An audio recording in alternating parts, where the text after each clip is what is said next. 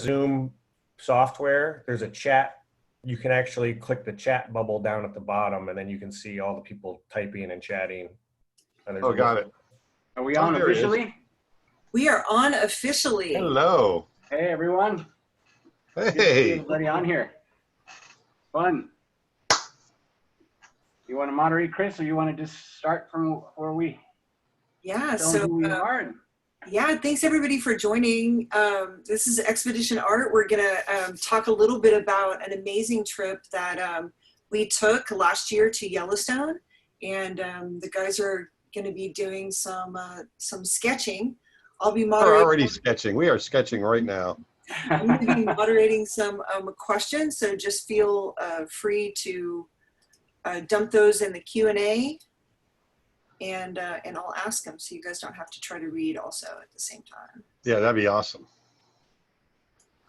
Awesome. Well, we got Dustin here too, my son. For those of you that watch our live streams, he's here. He was on this trip with us. Yeah, Dustin. Shooting photographs.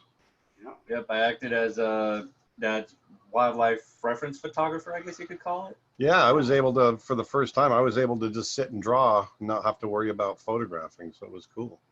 Yeah, I was a bit jealous. And it's funny the way that started, because before that I was only doing photography for a good 2 months, but I was posting stuff on Instagram and Dad saw all that. And when he came back into town the very next week, he was going to Montana, and he just told me straight up, you're going with me to Montana. Yeah. I see what you're doing, you're going with me. Okay. So every year, this year was because of COVID, we couldn't do it, but every year we try to make it up to Yellowstone. And yeah. It started off with Nick and myself and you, Aaron, and taking a road trip, and that was a lot of fun. And I think you had been doing these anyway in the past, right? Yeah, dad? Well, over the years, over the past 25 years or so, I've been trying to get out, if not yearly, at least, once every 18 months or so, trying to get out to Jackson Hole and Yellowstone and all that. And then you and I met about 5-6 years ago and just became kindred spirits and just started going out. Yeah. And this is a trip that I take every year. In fact, I'm ready to go here pretty soon. But it's just turned into a really cool thing going. And like I said, a kindred spirit, and everybody loves outdoors and photographs, and just it's neat because we're usually in the studio, so it's nice to get out and see the world, see the exactly. Yeah. Exactly. You have a question? Are you guys using reference right now? I am. I've got some cougar shots that I shot while we were in Bozeman, just outside Yellowstone, and so I'm using that as reference right now. So Aaron Blaise gifted me. We stopped at a taxidermy shop, and he gifted me a pronghorn. $100 for $100. Yeah. So I have a couple of shots of it that I'm kind of looking at. I love pronghorn. I find them really interesting and very different. But it was great. I mean, one of the great things about Yellowstone, for those of you that have never gone, is that, if you've seen photos of Yellowstone and National Geographic and all that, and just the abundance of wildlife and big game, it really is like that. I mean, you just see the animals everywhere. And if you're lucky, it's one of the last places in the lower 48 that you can see wolves. And it's just an amazing, spectacularly beautiful place. And if you're an artist, especially an animal artist, it's the place to be. We have a question. When you guys decide to go out camping or drawing, and you're dividing your time with socializing and time to draw, they often find themselves uncomfortable sitting down and drawing when everyone else is talking. Can you talk a little bit about that? We're all kind of like-minded. That's the good thing about it. When we do these trips, most of us are all artists, so we've learned to kind of draw and listen at the same time. And that usually happens with people that I think it usually happens with people that aren't artists, that aren't used to people not looking at them when they're talking. But we can all hear each other just kind of like we are right now.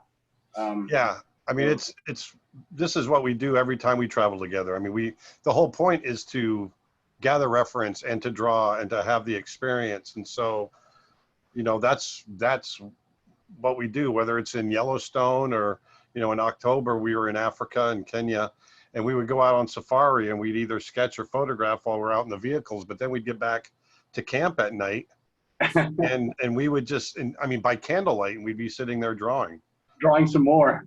Yeah, drinking beer, socializing, eating popcorn, and drawing. And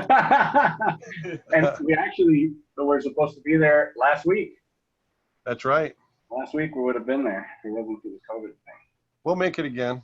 But Yep. Yellowstone's kind of, you know, it's the same thing. We get together and, you know, we'll spend a whole day out there drawing and painting and photographing, and then by the end of the day, we're pretty hungry. Go find a restaurant, go get some food to eat, and we draw in the restaurant. Peter draws like crazy in the restaurant. Yeah, that guy doesn't stop anywhere. No. Yeah. And then we just, you know, we recount the day and just have a great time. Yeah, it's such a great time, man. It's awesome. I love it. I can't wait to go out there again. Oh yeah. What kind of materials do you guys usually take with you on these kind of trips? Go first, Aaron.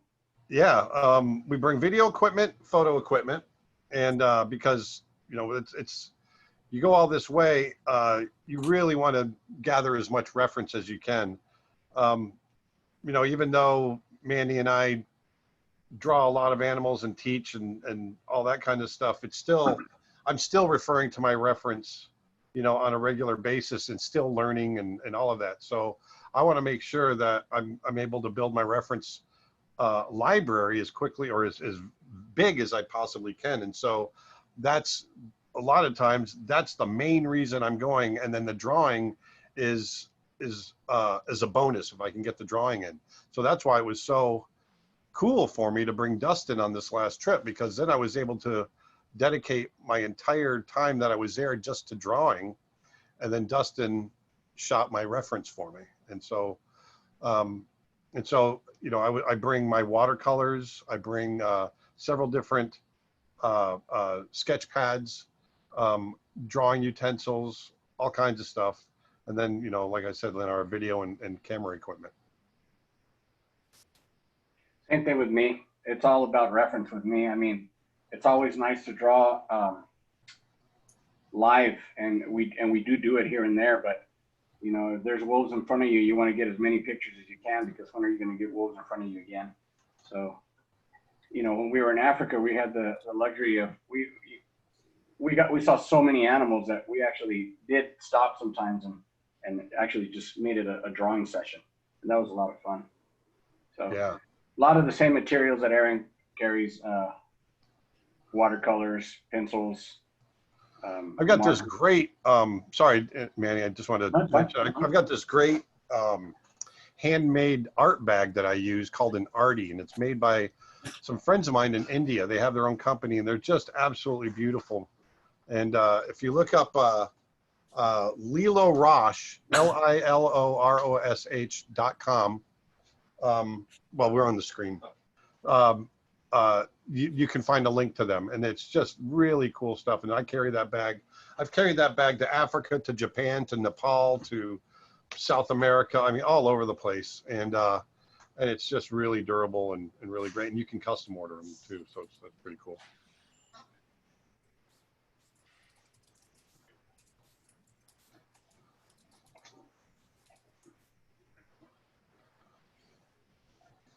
So I get caught up drawing. Sorry, guys.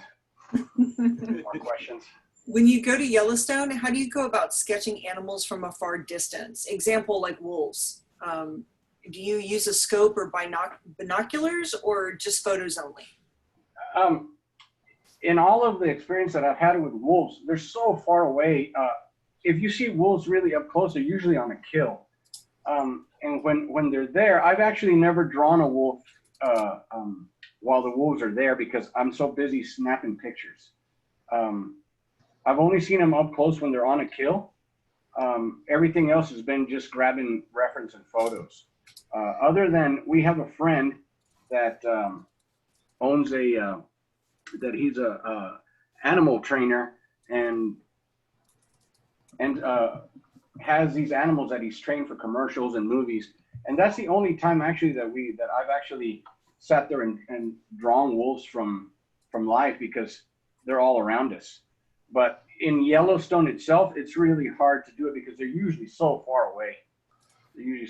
So I usually, I know a lot of biologists there, and it's neat to look through their scopes. They do have spotting scopes. You do need spotting scopes, especially when they're in around the lair. You know, they usually have pups and they're pretty far away. So I had a really one unique experience. I was in Alaska, actually. This wasn't Yellowstone, but I was in Alaska, and we came on a pack of wolves that had taken down a moose. And then during the night, a mother grizzly had come in and taken possession of the kill. And so the wolves were fighting with this mother grizzly and her cubs. And they were there for hours and hours. And I shot thousands of photos, but also because no one was going to leave, I had this incredible opportunity and luxury of sitting there and drawing this wild grizzly fighting with these wild wolves. It was just insane. Oh, amazing. And that's just part of the fun of going out. You never know what you're going to see. So. Exactly. Yeah. I'm going to catch up with you. I'm going to try drawing a wolf as well. What's the best way to learn animal anatomy? Repetition. Yeah. It really is. It's repetition. It's study. I mean, I have a lot of books on animal anatomy. It's going to the zoo. I mean, it's the internet. I mean, we've got great resources in the internet, and then just getting out and drawing, and it's just something that takes time. There's so many people that come up to me and say, man, I don't know how you sit there and draw these animals from life, and you know, you get all the anatomy right and all that, and I say, well, first of all, you didn't always do this, and second of all, you know it before you go out. You know, I don't memorize every pose that I see these animals hitting, but what I do is I remember the anatomy. I sit and study the anatomy. And then, especially if I'm going to go out to, say, Yellowstone, I'm going to look at anatomy on wolves and elk and bears and things like that. And then when I'm out there and sketching from life, all you have to do is a quick gesture. You just grab the essence of that pose that you see them taking, and then you fill it in with the knowledge that you have about the anatomy. And that's how I kind of do it. Yeah, it's so funny you just mentioned that, Aaron. I do that as well. Even when I go to the zoo, I know what I'm going to want to draw while I'm there. So I end up doing some studies before I go out there of the animal that I'm going to do, just to kind of warm up the brain a little bit as far as. Exactly. So when before we went to Africa, I hit the lions and the hyena anatomy as much as I could, just so it could sort of be in my brain a little bit. Yep, that's exactly it.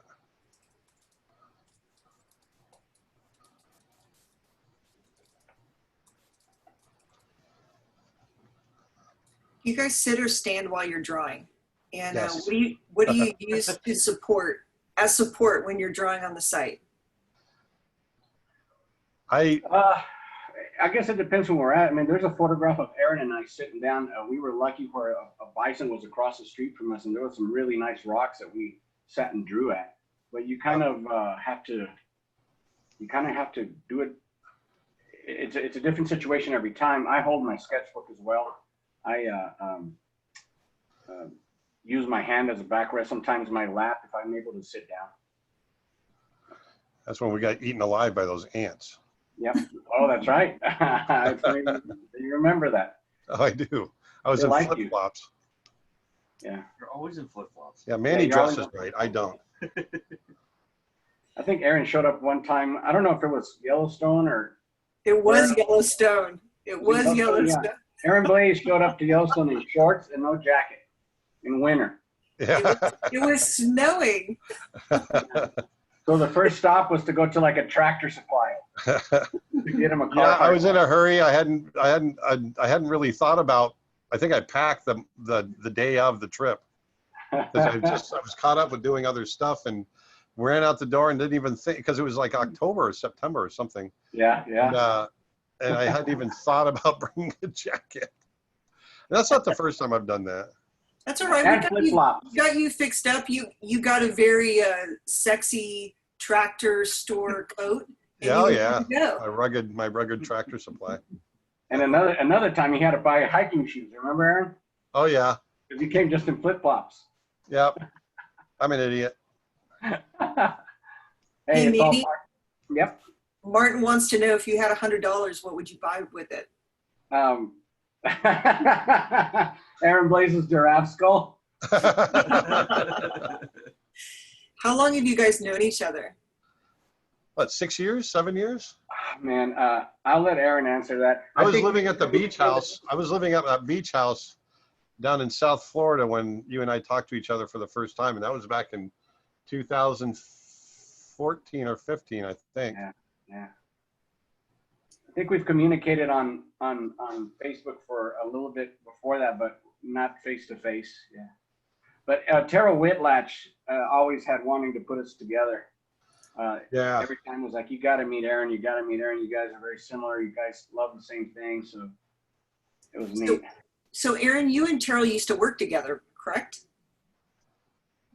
Who? Me and You Terrell? and Terrell? Yeah, well, actually, we indirectly. I mean, we didn't. I hired her as a development artist for Brother Bear. When I was directing Brother Bear, we brought her in because of her knowledge of, animals and everything else. For those of you that don't know, Terrell Whitlach is a wonderful creature designer and animal artist. She did a whole bunch of creature design for Star Wars and a lot of other shows. And so when we were making Brother Bear, I wanted someone that could come in and help us design that had a really good knowledge of the animals and that I could teach some of the other artists in the studio. And that's how I met Terrell. And actually, one of my favorite books of Terrell's is in fact the Creatures of Star Wars book. Mm-hmm. Oh, Yeah. That's a very popular one, I think. Sweet lady. I actually got to do what we're doing like this, Aaron, with Terrell. Oh, really? Yeah, it was fun. Yeah. Oh, that's awesome. Yeah. And I think we'll be doing these a little more now that we have this. I think this program is a lot of fun to get a lot of the artists together and even sketch like on a Sunday night or something, Aaron. I don't know. I love this. So it'd be nice to get Terrell and Peter and everybody together. And have to do Yeah. some Whoops. Keep drawing the wrong size. It's a pretty big brush you got there. It's a big brush. drawing. It's a big brush here, buddy. It is quite nice. Hey, Pelly. Aaron, how do you give your animals personality while maintaining realism? Well, once again, it's understanding the anatomy, and for instance, I'll just draw this. It's, once you get in there and understand that anatomy, then you start, you just automatically start putting a little bit of yourself into it. And then you can start caricaturing. Here's let's say here's a brown bear. I've drawn lots of bears.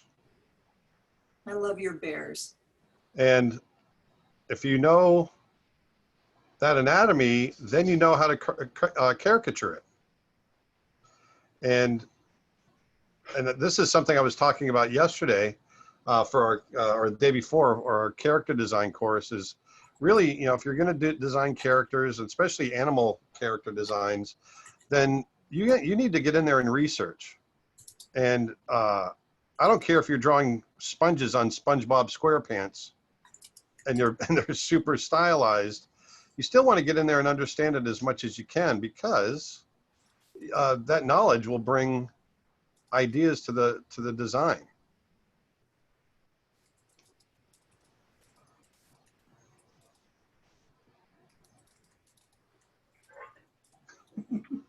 Manny.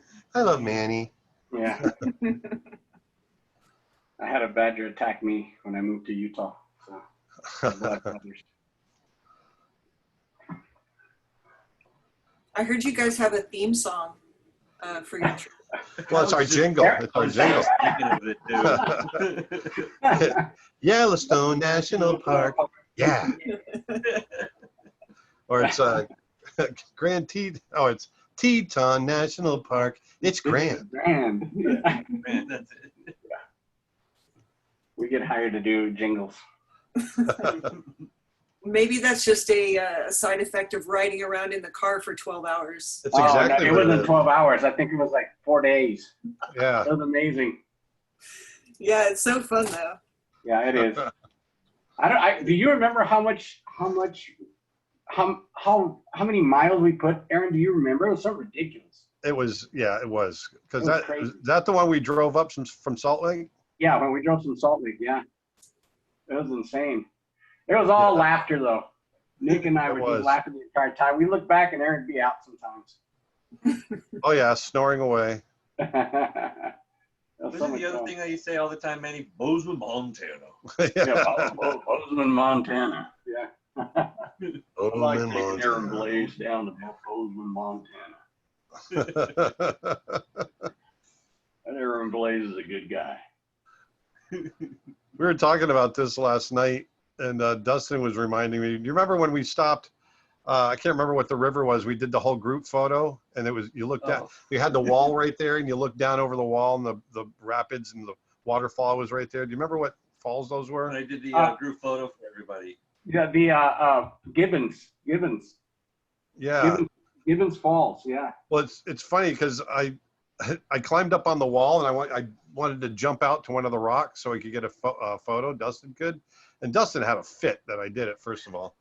Because I'm terrified of heights, and I was worried that he was going to fall. Well, it over was somehow. funny because I jumped up onto the wall and then leapt out. And when I landed, I wasn't thinking about the fact that since the last time I had done that, I had gained about 90 pounds. And I almost went off the other side of the rock and fell about 400 feet.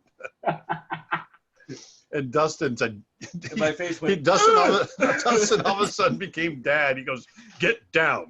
get down. I said, No, Take the photo. Take the photo. I'm right here. Get down. I finally took the photo. I'm like, all right, I took the photo. Now get down. I was so scared. So speaking of collecting reference, is there any advice that you guys have on organizing all the reference you gather? This is not a Manny question. Folder, theme, date, maybe, tip-wise. It's not an Aaron question either. Do you guys have any tips to make it faster for when you're looking for that reference? No. I have a disaster, and Christy makes that because Christy used to organize me. But Nick, I do have a semi-organization, and the funny thing about that, she's just going to find out right now for the first time. She gave me a disc, a hard drive that back in Zimbabwe when we went to put some stuff in. And she had already put some stuff in, and it's really semi-organized. So I just continued. So she doesn't know that that orange hard drive you gave me is still being, it's so well organized that I just followed your lead. So, Well, I yeah, I'm I bad have at no organizational skills whatsoever. I just memorize where everything is.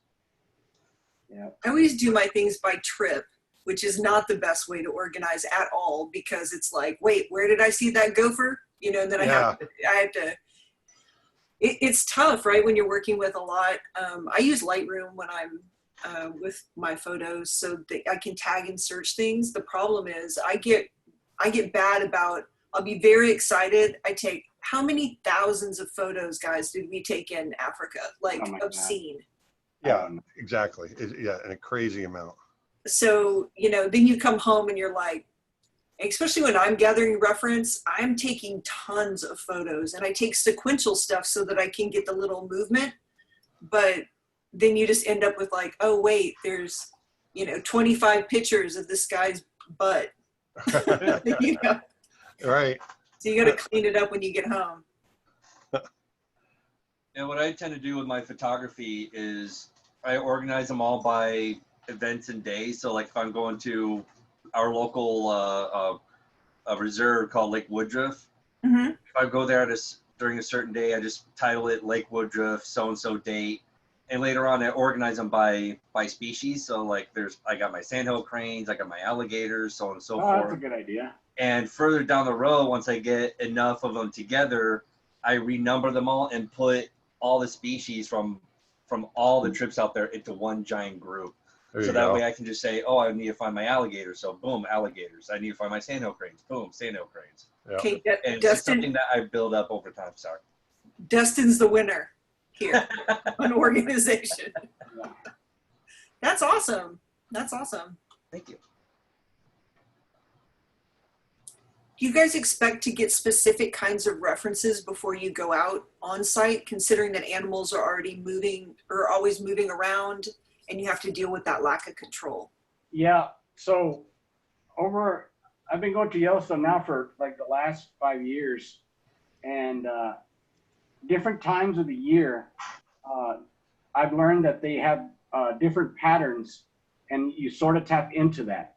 So I know when, like during when the bears come out for, for spring, the bears are very habitual, so they'll come out to the same areas all the time. So I've learned where to go, but just because I know where to go doesn't mean that I'm going to be able to capture. There's not a timely schedule per se, so it's a lot of driving back and forth. You go on down to the Lamar Valley, you go all the way down, back up to. So it's a lot of going back and forth. So even in the Mara, as you guys saw, it's whatever pops out, you take advantage of the situation. It's a lot of searching. Yeah. Yeah, it's a lot of searching. And one of the things that sticks out in my mind is that serval. How lucky we were to see that serval. Oh, in Africa, yeah. In Africa when we did, Well, even the leopard, we looked for him for 3 days. Yeah, exactly. And in Yellowstone, so you know what you're going to see. You know what you have pretty good odds of seeing. You know you're going to see elk. You know you're going to see coyote. You know you're going to see bison. You're going to see a lot of them. And then you might see, and you will see a grizzly if you're out there for at least a few days or so. Yeah. But then, then you got to be prepared for, okay, am I going to see a wolf or not? And that sort of thing. And so, yeah, you know what you're going to see when you go out there. You just don't know when. And it's like being on safari in Africa. You're just in North America. You're out there and you're driving and hunting and checking and putting miles on the vehicles. Yeah. And hiking. Yeah, it's a lot of fun. Yeah. Remember when we saw the grizzly bear and the 2 cubs on the mountainside? Oh yeah. But I think you said something, Manny, though, that I think is really important, is like you kind of know the cycles because you've done the research of when the bears come out of hibernation and things like that. So if you're looking for a specific animal, I mean, just some pre-research to understand where the best location might be to see that, or always talking to like local guides or rangers or things like that too can help. Yep. That helps a lot. Yeah. And then it's just a lot of repetitions. Like you're putting miles on the car, unfortunately, you can figure out where some certain animals will hang out and take advantage of that, that situation. Like, that some of the wolves are going to be probably in Lamar. So back and forth. There's really not a simple solution to it all. And hitting the right time of day. Get out there early. You're going to see stuff early. Yep. Or around twilight. It's just Yep. those midday tends to be a little quiet. Yep. You remember those pronghorn we saw with that nice lighting, Aaron? Oh yeah. Yeah. I've done some paintings of those pronghorn. Yeah. Oh my God. Have you guys I ever really- been to Glacier National Park? We had a question from Allison, just said, hey, any thoughts on going to Glacier National Park, or is there something unique about the wildlife in Yellowstone? I've always wanted to go to Glacier. I'm planning on going to Glacier. That's a trip that we need to to put together. Are there even any glaciers in Glacier anymore? There's one. Yeah. I know. I don't know. I really don't know. But I hear a lot of good things. I think it'd be nice to see different scenery. I think there's a lot of similarities as far as the animals go, but I just hear it's beautiful, and I just had a friend that just went recently, so it would be nice, really nice to go. Where's that at again? Glacier. What Glacier? Glacier. Yeah. Glacier National Park. National Park. Yeah. It needs a different theme song. Yeah, we're pretty. No, that theme song works on everything. Yeah. I go to the 7-Eleven singing that.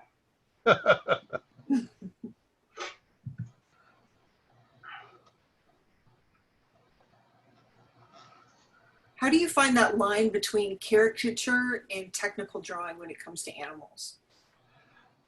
You know, I don't even think about it anymore. And a lot of times, especially if, when I'm trying to do realism, it still sneaks in, the caricature sneaks in. So it's, I don't know what it is. It's, for me, it's kind of instinctive. It just is what it is. Well, that's probably from a lot of your years of working at Disney, right? I think it is, yeah.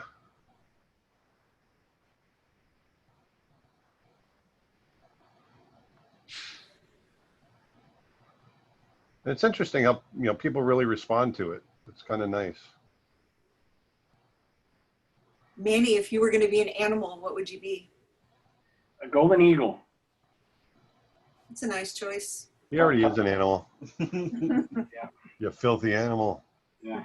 But I am an animal. Yeah. Why the golden eagle? Well, I'm a falconer, and I've always had a fascination with them. I think because they're sort of the top of the food chain. Flight is there, of course. So I think they're just the most perfectly built predatory bird. So yeah. And one of the most widely distributed too, aren't they? Yeah, they are. They are. There is subspecies of them, but they're out there. The other one is, of course, people would say, why didn't you pick the red-tailed hawk? Including you, Christy. You probably thought I was going to pick that. That would be my second choice. I mean, that's even more distributed than the eagle itself. They're very opportunistic, and they're everywhere.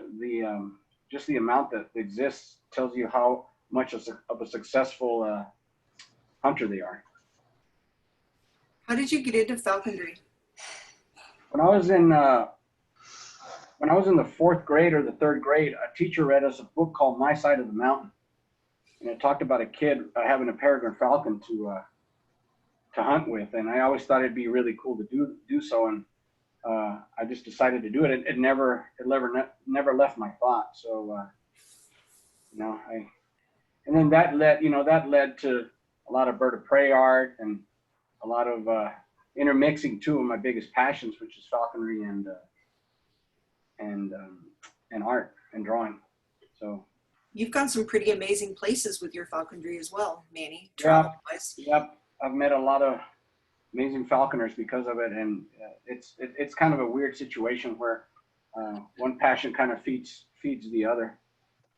Got friends in Mongolia that hunt eagles, in Russia, Turkmenistan, Turkey, Romania, Abu Dhabi. Yeah, so I've been pretty fortunate. So, and then while I'm out there, I take advantage and do, what Aaron and I are talking about, which is drawing.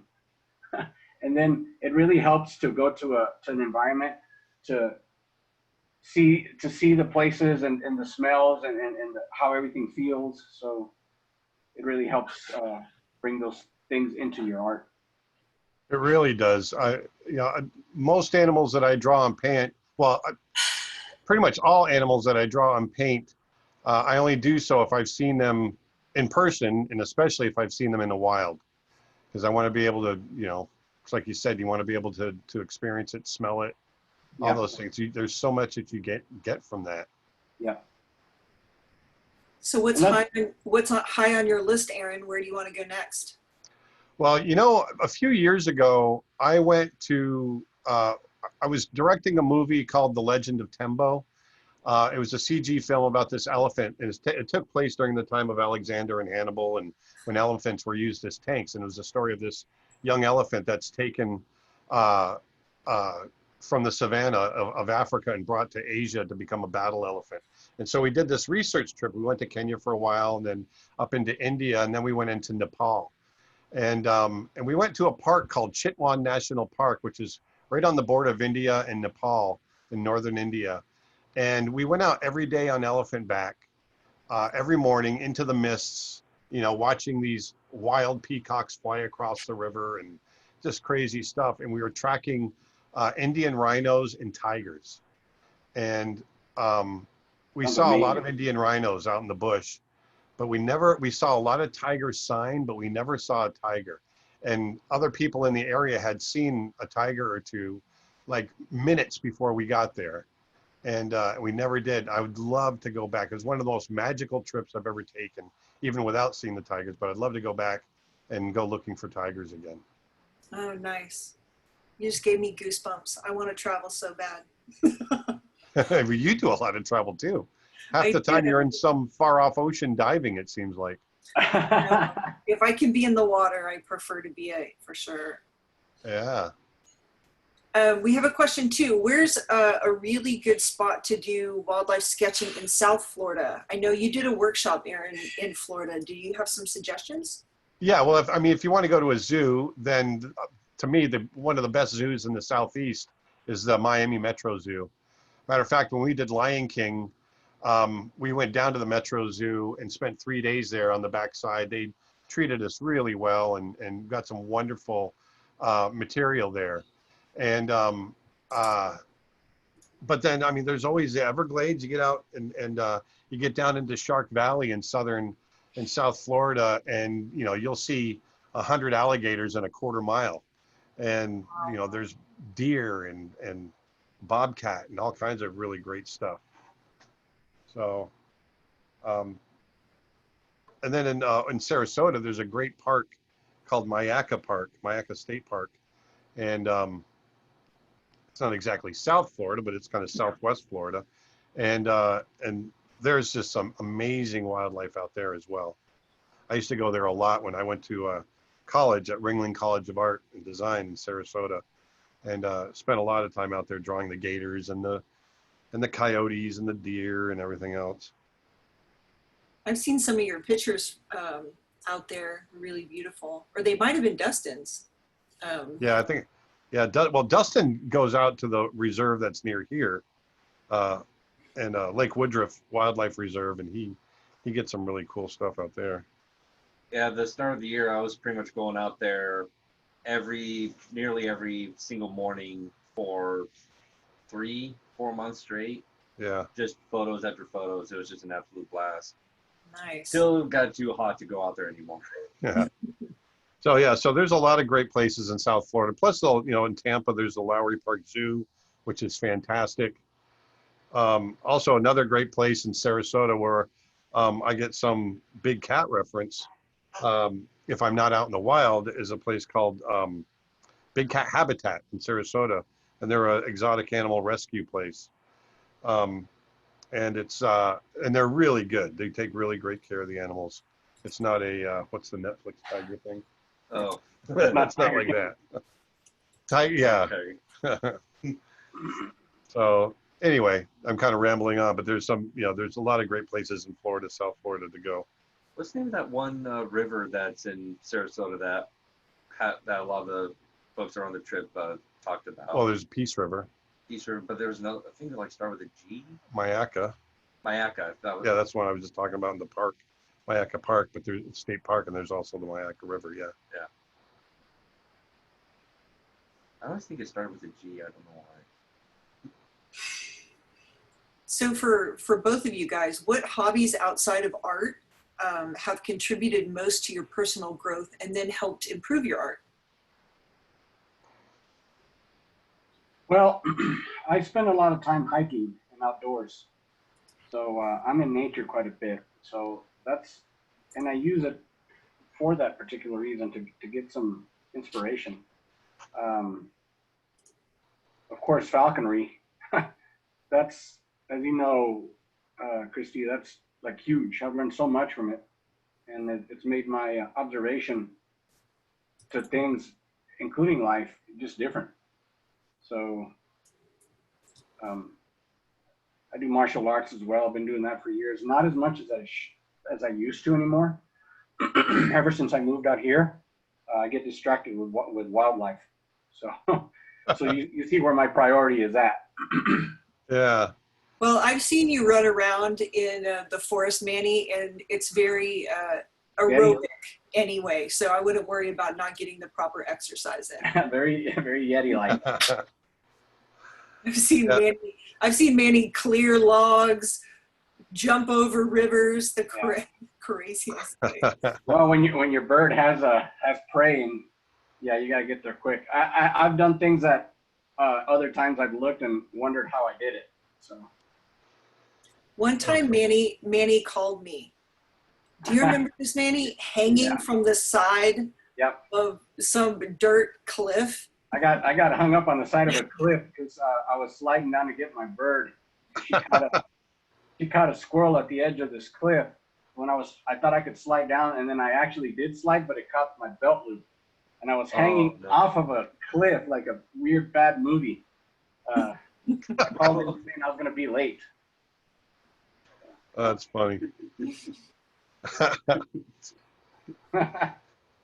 Like, sorry, I'm gonna be a little hung up right now. Yeah, I right. was hung. Yeah, I'm a little hung up at the moment. Yep. How do you stay safe sketching wildlife? Well, go ahead, Aaron. I was just going to say, I'm always super conscious of stressing the animals, not stressing the animals. I don't want to put them in a position where they're feeling uncomfortable. Especially in Yellowstone, like you see so many people that see the bison and just think they're these cute, cuddly things that they want to go up to and pet.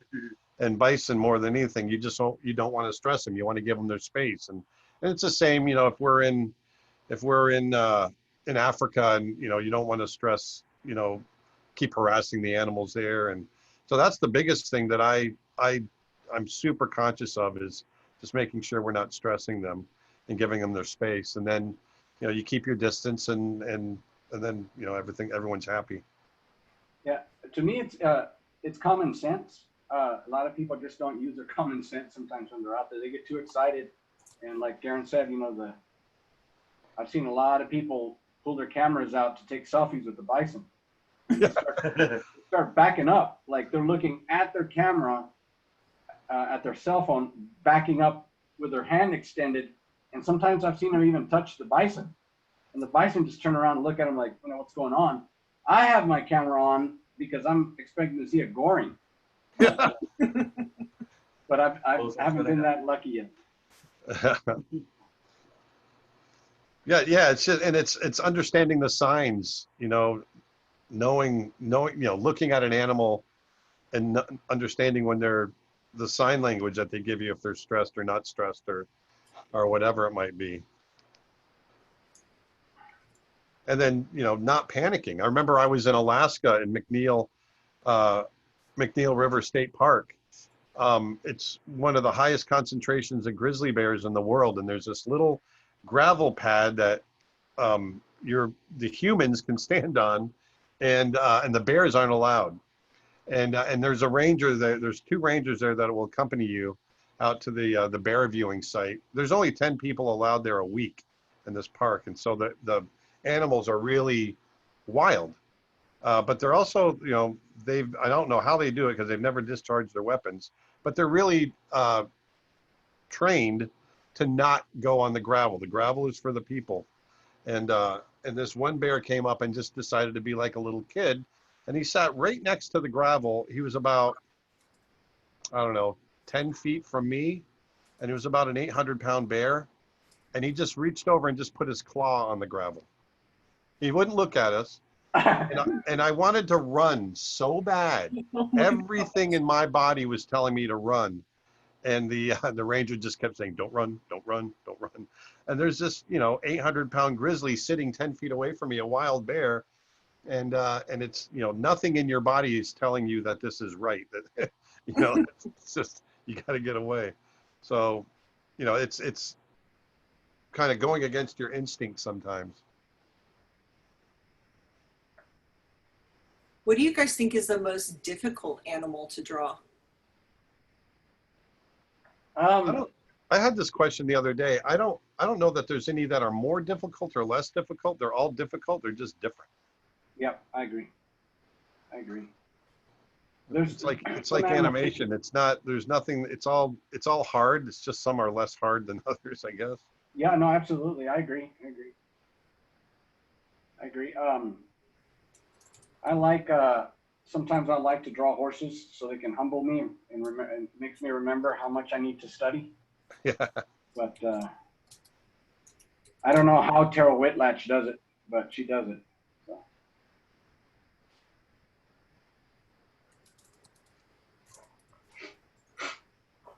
How do I get a layer underneath?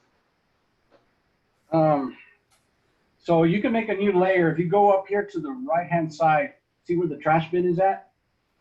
Yeah. If you go to the little paper on top of it, if you click it, it gives you a new layer. Oh, I got you. Hey, look at that. Okay. Yeah. Hey. Look at that. Sweet. I've actually had some really close calls with wildlife. I was out hiking right when I moved out here, and I ended up getting treed up by a moose, and it put me up in the tree. I bear sprayed her and me, and Oh, you bear sprayed yourself? well, the wind came back on me. But the funny thing is like I was up in the tree, and then it got dark on me, completely got dark, and I ended up staying up there as long as I could. And then when this moose was going crazy because she had been bear sprayed, it attracted a black bear. So now a black bear's in the scene, and he was trying to see what was going on, and she ran him off in the direction that I needed to leave. So it was quite an ordeal. That's yeah. awesome. Yeah. I can look back now and laugh, but actually when I was getting attacked by the moose, I really thought that was it for me. I thought this girl is going to leave me here. Not necessarily die from the stomping, bleeding, but just leave me out there half awake, and I'm going to freeze to death. Yeah. Yeah. Well, I've come up on them a couple times in Alaska by accident, and it just scares the heck out of me. Yeah. They really do scare me. My first trip to Alaska, when I did see a moose for the first time out real close to us, I asked my friend if I should. I looked at him. I was like, "Should I be afraid right now?" And he says, "No. If the ears pin back, then be afraid."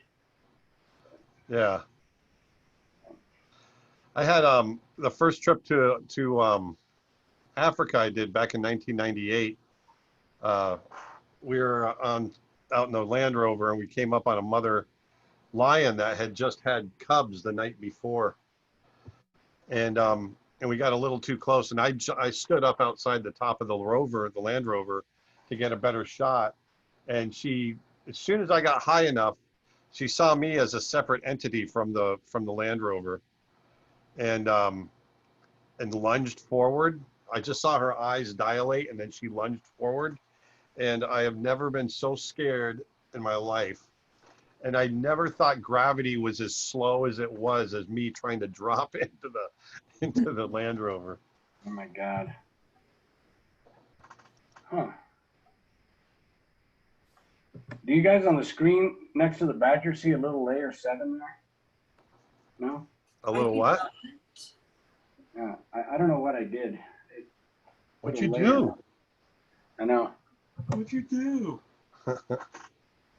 I can still draw, but you don't see anything? I don't see it, Manny. Huh? I don't see it. Okay. Maybe just on my end. Really weird. like a little bug that happened. As long as I can continue drawing, I think I can. Are there any animals that you haven't been able to photograph that you would like to photograph in the future? Oh, that's a great question. Yeah. Well, the animals that I haven't been photographed because I haven't seen them. I photograph everything that I've wanted to photograph. Of course, it's never like the photo that you want, but yeah, I mean, I'd love to go to India and photograph tigers and things like that, but Jaguar, Snow Yeah. leopard.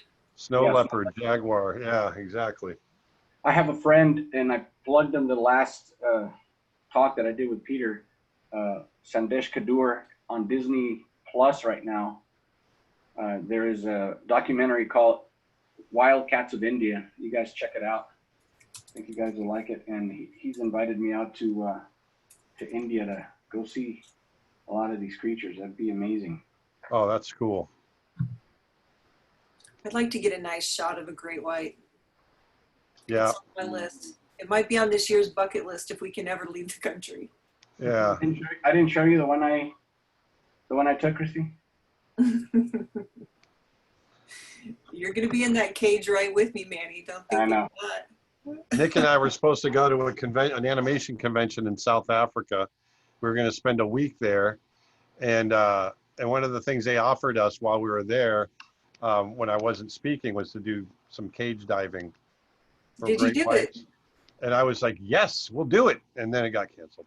Oh, no. I All was right. so excited. Aaron's in the cage with us, too. Who else wants to go? Yeah. I'm all about it. Yeah, there's quite a bit of shark sighting off California these days, too. Oh, yeah. But I would definitely like to get on the Great White Superhighway between Australia and Cape Town. Yeah. I was super close to getting to go to Port Lincoln, and I just couldn't make it work. I just couldn't make it work. I was there for business. I just watched a documentary the other night on Netflix called My Octopus Teacher. Oh, I love it. Did you see it? Yep. I was surprised at how emotional I got.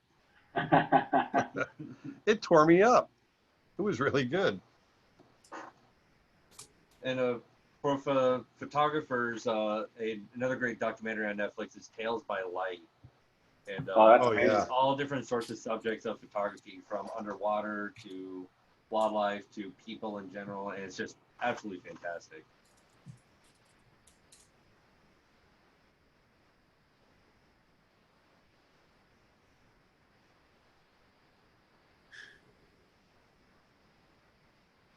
I would love to go back to Montana, just get better shots of bison out there. Because last time we went, I just had a starter camera kit, but with the camera stuff I have now, with the knowledge I've learned since then, I would really want to go back out there and just put my knowledge to the test again. Yeah, we're gonna go. Let's do it, Dustin. We're going soon. Well, next weekend. Shut up, you. Shut up, Ballet. Just kidding. Which way to the audience, ballet?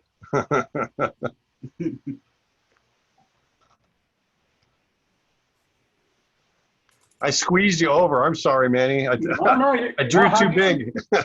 How'd you squeeze me over? Hey, everybody, look at me. Look at me. My big swallowings. No, you're good, man. You're good. I think I squeezed Peter over yesterday. Didn't I, Chrissy? I can't remember. A little bit. Actually, this drawing on the same page is pretty cool. I haven't done this in years. Yeah. So yeah, I think we should do this more often. It would be a blast, man. I love it. It's looking really good, guys. What roles can artists play in animal conservation and protection through their work? Oh man. You know, I found out that art is super louder than words. People will enjoy an amazing art piece, and it will do the talking for you. So that's why we've said, like, for expedition art, we use art as a tool to educate and and make people aware of things. So it's a very powerful tool. I think just the fact that we can create and tell stories and do it at the simplicity that we can, we hold great power in that. I think. So. Yeah, we usually do with Expedition Art. We usually do 1 to 2 projects a year, and we do open calls for artists to join on some of our projects. Some of them, an artist comes to us with a project that they want to execute. We did a book year or in change ago called In Danger. And so we had 51 different artists contribute pictures to that book from, I think, 8 different countries. Yeah, And, it was great. That's for sale in our store. And the proceeds for that book and that project go back to buying land in northern Sumatra for endangered wildlife.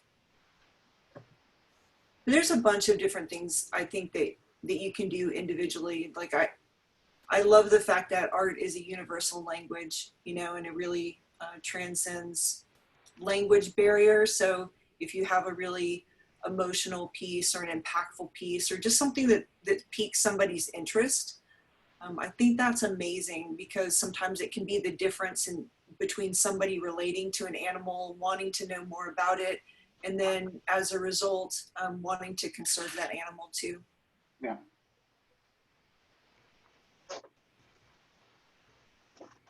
Ooh, somebody bought the book yesterday. Thank you. You can get the book on expeditionart.org in our store. And we're also in Artist Alley for Lightbox.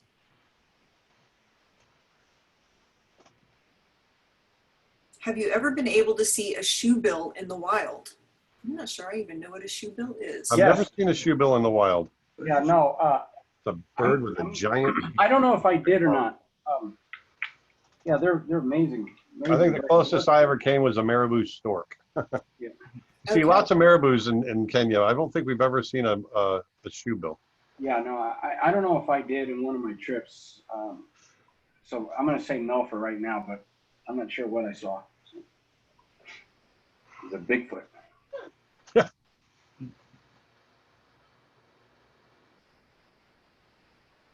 Oh my, here we are.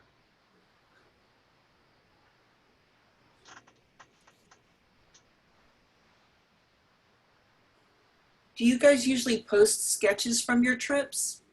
I know I've seen some on Instagram. Do you guys usually put those on your website, or where can people see those? I put them on my Instagram.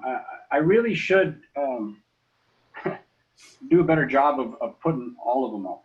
So. Or Yeah, a sketchbook. What's that? We should do a sketchbook and Yes, we should. Yes, we should. Yeah, I post pretty regularly. Guys, we have just a couple minutes left, and I cannot believe how fast the hour's flown by. I know. Yeah, it's fun though. I have time for just like one more question. Okay.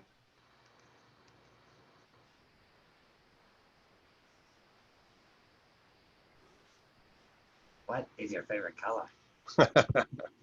Well, we do have one here, which any tick situations in your adventures? Ticks? Oh, I've had ticks, I've had leeches, I've had all kinds of stuff. Yeah. Yeah, likewise. Flying my hawk in East Texas, I have had a lot of ticks. Oh yeah, especially growing up here in Florida. There's so many ticks here. I always had ticks on me. I bet you got some on you now. Probably do. I definitely have a nervous tick.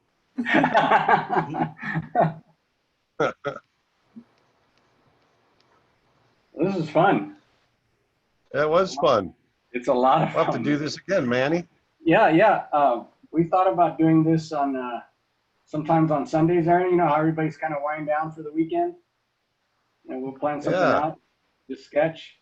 Invite Peter over, and Yeah, just have a. Yeah, it's been fun. Let's do it. Do it. Do it. All right.